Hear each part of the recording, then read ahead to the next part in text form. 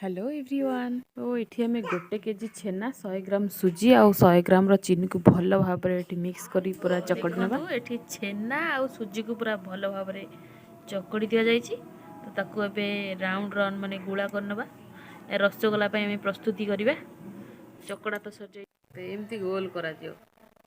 छेना आउ सुजीर चकड़ाटा को एमती गोल कर सुंदर भाव सब गोल गोल कर दि जाइए। पूरा रसगोला 90% हो आसला। तो यापर कौन हम मुझे टेक्निक शेयर करी। तो जो मैंने भी रसगोला लभर निश्चिंत भाव में वीडियो को देखते लाइक करते शेयर करते एंड सब्सक्राइब करने को बिल्कुल भूलु ना। तो यापर ए कौन हम चलते देखा। ताको आम तो गोल गोल कर पानी गरम करा जाउची। तो पानी को गरम भलसे पूरा फुटी आसा पर्यंत आम ये छाड़ीदे। पूरा गैस फ्लेम को हाई रे रखा जाइए। तो ये चीनी आउ पानी को मेल्ट होगापी किसी समय घाटी दबा जोटा कि सीरा रे काम लगे मैंने सीरा तो हम। तो ये आमर चीनी सीरा बसी जाइए गैस उपर। गैस फ्लेम पूरा हाई पानी जो बसला पूर्व पानी आमर पूरा फुटी आसला। तो पानी को ओल्ल आम ए चीनी सीरा को बसई देचु। सीरा को चीनी को पूरा भल भाव मेल्ट हवा पर्यंत छाड़ीदे। तो सीरा गरम हो आसा मात्रे आमर आगर जो छेना सुजी चीनी चकड़ा है गोल गोल बना जाता रसगोला। तो ताकू एबे आम सीरा रे पकईदेले। देखु सीरा जमती फुटी आसवा स्टार्ट कला सेमती सब तादे पका जाऊँगी बुझे आपण। तो रसगोला बनैबा केते सहज।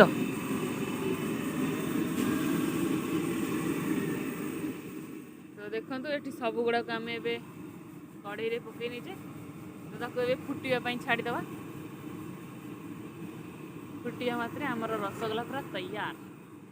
तो देखिपे केमती सीरा पूरा गपगप हो फुटुची।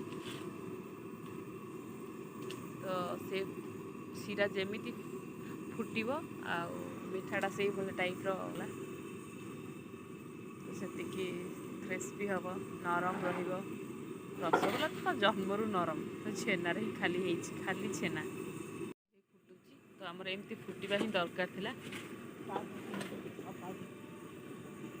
तो सीरा जिते फुटब रसगोलाटा से सुंदर हम आते फुलब भी।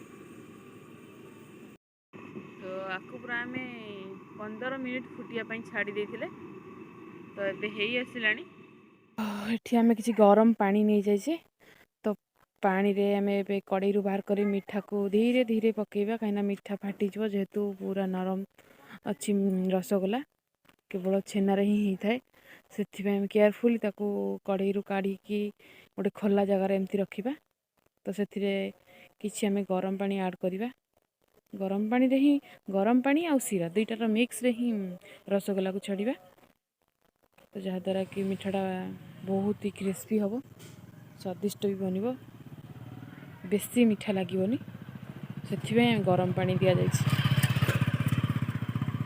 केयरफुली सबको हैंडल करिया पड़ो ना मीठा गुड़ी फाटीज। तो देखो आमर भी रसगोला 2 ରୁ 4टी फाटी गला टिके तरतर हेले ही सेमती हम। तो ये भी ठंडा ही आसला। तो देखो मु गुजराती की गुंड कर नहीं। तो ताको एबे पकईदबा। तो यापर मुझे सर्व कर देखेबी केमिति लगुच आ टेस्ट भी केमिति आपण मैंने देखिकी ही जानी पारे।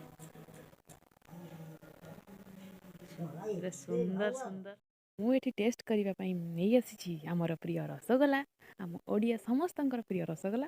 तो चलते ए टेस्ट करवा फास्ट काटा देखा केमती कौन कटुची। अरे पूरा आराम रे कटि जाऊँ रसगोला माने तो कहवाक पड़ोनी।